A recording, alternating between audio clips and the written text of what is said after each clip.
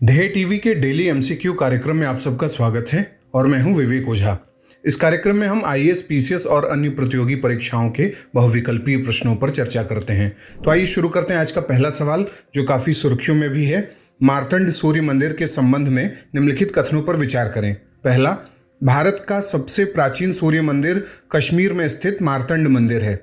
दूसरा, 8वीं सदी में इस मंदिर का निर्माण कारकोट राजवंश के राजा ललितादित्य ने कराया था। तीसरा, इस मंदिर को 14वीं शताब्दी में नष्ट किया गया था। उपरोक्त में से कौन से कथन सत्य हैं?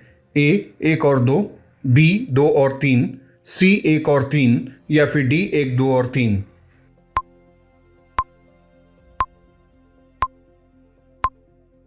इसका उत्तर है डी।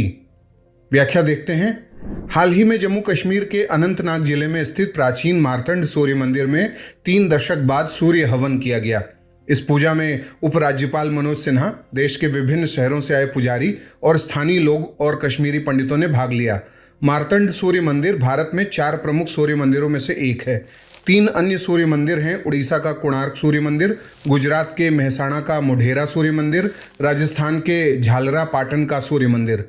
मार्तंड सूर्य मंदिर को कारकोट राजवंश के शासक ललितादित्य ने बनवाया था और इस मंदिर के निर्माण की गणना ललितादित्य के प्रमुख कार्यों में की जाती है। इस मंदिर में 84 स्तंभ हैं। इन स्तंभों को नियमित अंतराल पर रखा गया है। मंदिर की राजसी वास्तुकला बेहद खूबसूरत है, जो इसे अलग बनाती है। ऐसा कहा जाता है कि राजा ललितादित्य सूर्य की पहली किरण निकलने पर सूर्य मंदिर में पूजा कर चारों दिशाओं में देवताओं का आवाहन कर ही अपनी दिनचर्या की शुरुआत करते थे। अब बात करते हैं दूसरे सवाल की। नॉर्थ ईस्ट में हाल ही में लॉन्च किए गए 5 national institute of electronics and information technology यानी NIEELIT केंद्रों में कौन सा शामिल नहीं है? आपके ऑप्शंस हैं: ए डिब्रूगढ़ और दीमापुर, बी जोरहाट और पासीघाट, सी मणिपुर का सेनापति जिला या फिर डी नागालैंड का कोहिमा।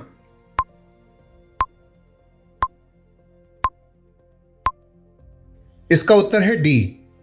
व्याख्या देखते हैं। इलेक्ट्रॉनिकी एवं सूचना प्रौद्योगिकी, उद्यमशीलता एवं कौशल विकास राज्य मंत्री राजीव चंद्रशेखर ने पूर्वोत्तर के शिक्षित युवाओं में कौशल बढ़ाने के लिए यानी स्किल डेवलपमेंट के लिए इस क्षेत्र में 5 national institute of electronics and information technology केंद्रों का उद्घाटन किया है और ये 5 केंद्र हैं डिब्रूगढ़, दीमापुर, जोरहाट, पासीघाट और सेनापति। इसका मतलब यह है कि नागालैंड का कोहिमा इसमें शामिल नहीं है। अब बात करते हैं तीसरे सवाल की। INS कोलकाता द्वारा हाल ही में समुद्री डकैती रोधी गश्त यानी NTC पायरेसी पेट्रोलिंग के हिस्से के रूप में किस देश का दौरा किया गया है? आपके ऑप्शंस हैं: ए मॉरिशस, बी सेशल्स, सी मेडागास्कर या फिर डी जिबूती।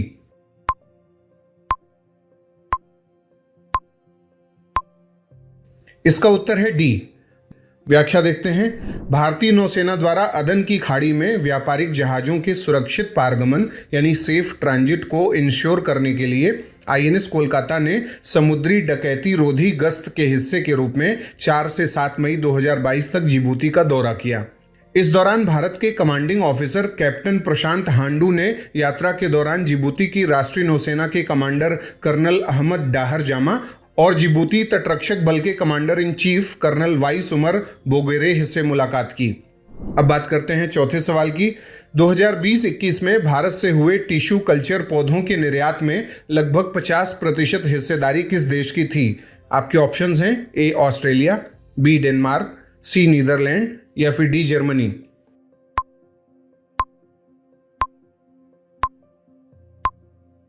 इसका उत्तर है सी यानी नीदरलैंड। व्याख्या देखते हैं। हाल ही में केंद्र सरकार ने टिश्यू कल्चर पौधों के निर्यात को बढ़ाने पर जोर दिया है और निर्यातकों को यानी एक्सपोर्टर्स को नए बाजारों तक पहुंच उपलब्ध कराने में सहायता की पेशकश की है। केंद्र ने कृषि एवं प्रसंस्कृत खाद्य उत्पाद निर्यात विकास प्राधिकरण यानी एपिडा के माध्यम से टिश्यू कल्चर पौधों के निर्यात को प्रोत्साहन देने के क्रम में बायोटेक्नोलॉजी विभाग से मान्यता प्राप्त भारत भर की टिश्यू कल्चर लेबोरेटरीज के साथ मिलकर काम करने की बात की है। भारत से टिश्यू कल्चर पौधों का आयात कर रहे शीर्ष 10 देशों में Netherland, USA, Italy, Australia, Canada, Japan, Kenya, Senegal, Ethiopia और नेपाल शामिल हैं। 2020-21 में भारत से 1.71 करोड़ डॉलर के टिश्यू कल्चर पौधों का निर्यात हुआ था, जिसमें अकेले नीदरलैंड की लगभग 50% हिस्सेदारी थी। तो इसका उत्तर है नीदरलैंड।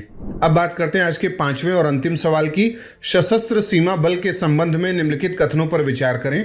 पहला, इसका मुख्य कार्य भारत भूटान और भारत नेपाल सीमा की सुरक्षा है। दूसरा, इसके पास अपनी महिला बटालियन नहीं है। और तीसरा, इसका गठन वर्ष 1963 में स्पेशल सर्विस ब्यूरो नाम से हुआ था।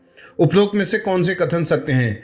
ए 1 और 2, बी 2 और 3, सी 1 और 3 या फिर डी 1, 2 और 3?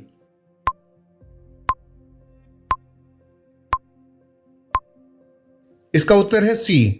व्याख्या देखते हैं। केंद्रीय गृह और सहकारिता मंत्री अमित शाह ने हाल ही में असम में गुवाहाटी के अमी गांव में जनगणना भवन का लोकार्पण और सशस्त्र सीमा बल यानी एसएसबी के भवनों का उद्घाटन किया।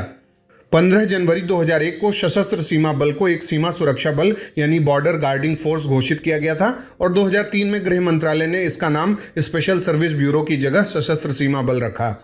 19 जून 2001 को इसे भारत और नेपाल की सीमा की सुरक्षा की जिम्मेदारी दी गई थी और 2004 में इसे भारत भूटान सीमा की सुरक्षा की जिम्मेदारी दी गई और इसे एक प्रमुख आसूचना अभिकरण यानी एक इंटेलिजेंस एजेंसी भी घोषित किया गया था।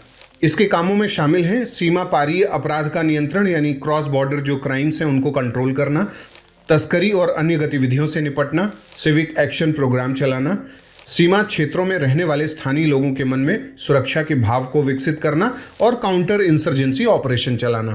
तो ये था आज का हमारा डेली एमसीक्यू कार्यक्रम। आपके 5 में से कितने सवाल सही हुए, कितने गलत, आप हमें कमेंट बॉक्स में बताएं और इस कार्यक्रम को लाइक शेयर करना ना भूलें और साथ ही हमारे चैनल को सब्सक्राइब भी करें। अगले कार्यक्रम के साथ जल्दी हाजिर होंगे। इजाजत दीजिए। नमस्कार।